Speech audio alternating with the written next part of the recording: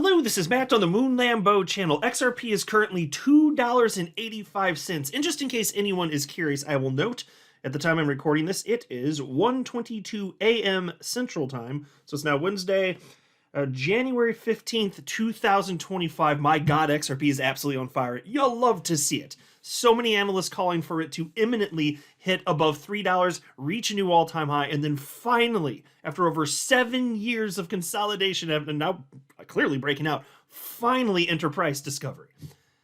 We're getting there. We're not there yet. We're very close. So hopefully we don't have a pullback. Of course, if Bitcoin does tank to the downside, which is possible anyway, yeah, you're probably going to see a pullback for XRP. But my God, the strength XRP is showing.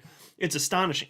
But you know what else is happening at this very moment, this most crucial moment? It's crazy because it's like everything that could have gone wrong for XRP holders last cycle, it basically did. And this is the opposite of that. What's happening this market cycle is everything is coming up roses. Look at this headline. JP Morgan estimates XRP and Solana ETFs could attract $3 billion to $8 billion after approval. And so, in recent days, it's kind of interesting because I was talking about what are the odds of, an ETF for XRP getting approved this market cycle.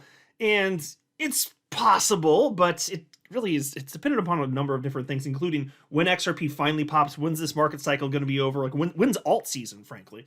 And so the short answer, because I don't want to rehash everything from that video where I talked about it, it's possible. I don't know if it's probable, but even just this headline, it's just one more thing that's going to excite anybody that's potentially going to jump into XRP right now. So at a minimum, you have that. I think XRP goes regardless. I'm not one to believe that narratives are that particularly impactful, generally speaking. There can be exceptions, of course.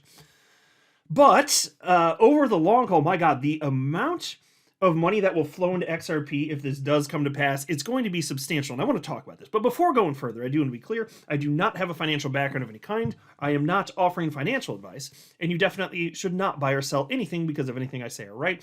I'm just an enthusiast who enjoys making YouTube videos about crypto-related topics, but just as a hobby and just for fun. Now, I got to tell you, it's very fascinating to see this coming from JP Morgan, giving that Jamie Dimon, CEO of JP Morgan, not exactly a fan of crypto. More on that a little bit later in the video, because he said some things recently.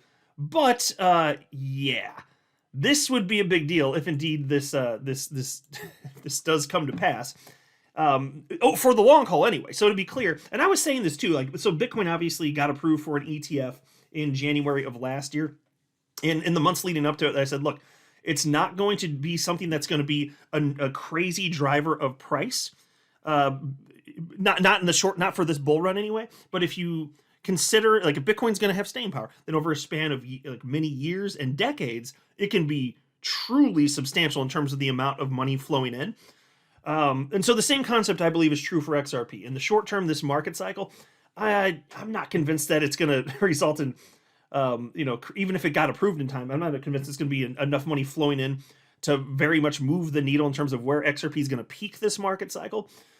But over a span of many years and decades, it would be highly impactful. And the reason is any ETF that people purchase has to be backed by, if it's XRP, it has to be backed by actual XRP. That's the way it works. You buy the ETF, and that tracks XRP. And then the firm that's offering you the ETF then buys the XRP and they hold it on your behalf, so you don't have to worry about custody or any of those types of things. So it materially and directly impacts the supply and demand dynamics for XRP. That's why it matters. It is actually a big deal. It's not like a snap of the finger type of thing where, okay, now everything moons. And that's very obviously the case with Bitcoin. And so there is this post shared by Matthew Sigel. He is the head of digital assets research at VanEck. And of course, VanEck is gigantic. They have $118 billion in assets under management. And he certainly didn't indicate that anything I'm about to share with you sounds remotely crazy. But he also highlighted the small percentage of flows that came as a result of the Bitcoin ETF. Now, I say small, that's not to poo-poo the ETF. No. This ETF was wildly successful. In fact, if I'm not mistaken, I thought I saw headlines indicating that it's basically the fastest ETF in history, or at least it was faster than gold anyway. So the point being, it's grown faster than pretty much any analyst ahead of time thought it would grow. So credit where it's due. I'm just saying, even with that, it's still not a crazy big percentage here. And so anyway, this guy wrote, Solana and XRP ETPs could attract $3 billion to $8 billion each. JP Morgan. Let me pause and note this. They say ETP, that's exchange traded product. And what you frequently see in the crypto space is ETF, which is exchange traded fund. I will just note that an exchange traded fund is a type of ETP, exchange traded product. And so it's more of a catch-all, and that's why they're using that here. It's all encompassing. So that's all you need to know for the purposes of this video. So what we're going to be talking about, obviously, in the world of crypto is ETFs because that's what's gotten approved anyway. But anyway, so here's what he wrote. ETP assets, $108 billion, make up 6%, that's right, folks, only 6% of the total Bitcoin market cap. After the, and they wrote $1,874 billion, after the ETP's first year of trading. Likewise, Ether ETP assets, $12 billion, have a 3% penetration rate of the total Ethereum market cap at $395 billion within its first 6 months since launch. Okay, so folks, again, I'm impressed by the numbers. I'm just saying it's not something that's going to, in any sort of huge way, move the needle this market cycle. Look at the numbers, 6%, 3%. I mean, it matters for something, but we were going to have a bull run anyway. Let's be realistic about it here. Anyway, then he says, when applying these so-called adoption rates, and this is where it gets interesting, applying these adoption rates to Solana and XRP, we see Solana attracting roughly $3 billion to $6 billion of new assets, and XRP, drum roll please, gathering $4 billion to $8 billion in net new assets. Well, hot dog. I mean, I don't mind seeing that. That's fantastic. Again, it's more people getting exposure to XRP who otherwise would not have exposure to XRP, and that materially impacts the supply and demand dynamics for XRP. More XRP getting bought. And so if it's getting held by a firm that's backing an ETF, that means it's XRP that you and I can't buy. You know, it makes XRP that much more scarce. So over a span of decades, that number would be substantial. Then there's this post from Eric Balkunas. He seems to think that this is pretty damn reasonable. If you've been in crypto for at least, like, say, the last year and a half even, this name might be familiar because he actually got a pretty big following. He's now got 340,000 followers. And most of that came thanks to the coverage that he's done of the Bitcoin ETFs to this point. He's a senior ETF analyst for Bloomberg, actually. And so these are not fly-by-night individuals saying, yeah, this makes sense. I mean, you're talking about this much money flowing in at a time where it materially matters. So it'll just add to the excitement. And again, I don't buy into narratives, broadly speaking, but like if you're in a moment where things are hot, I mean, think about it. Even Gensler announcing publicly on November 21st that he was resigning, that made XRP rise.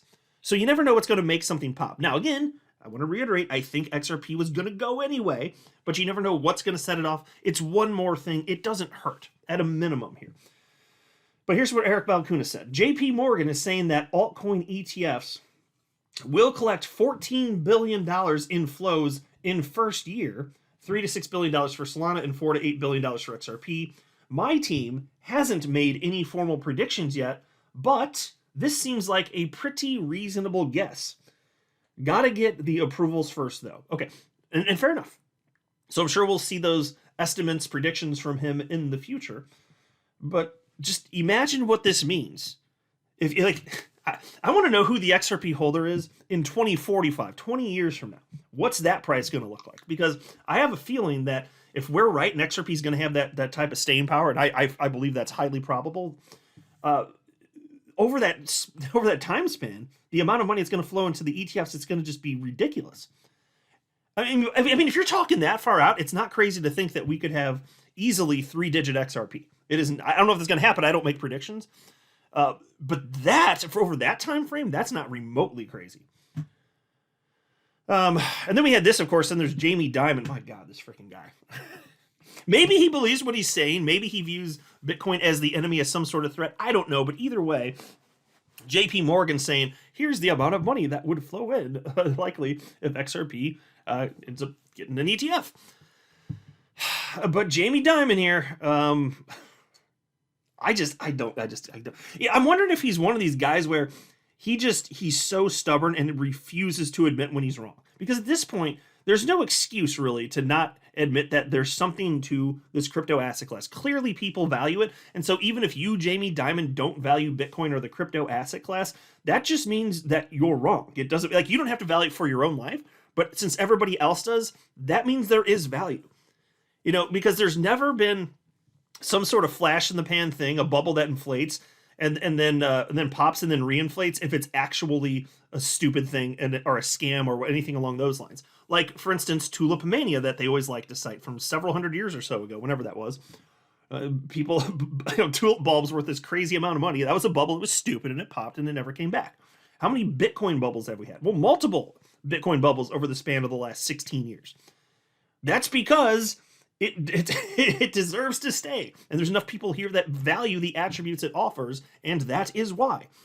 And just because something becomes a bubble, it doesn't mean that it's some sort of scammy thing or shouldn't exist. I mean, hell, the housing market had a gigantic bubble. Ever heard of 2008 and the Great Financial Crisis? How about that?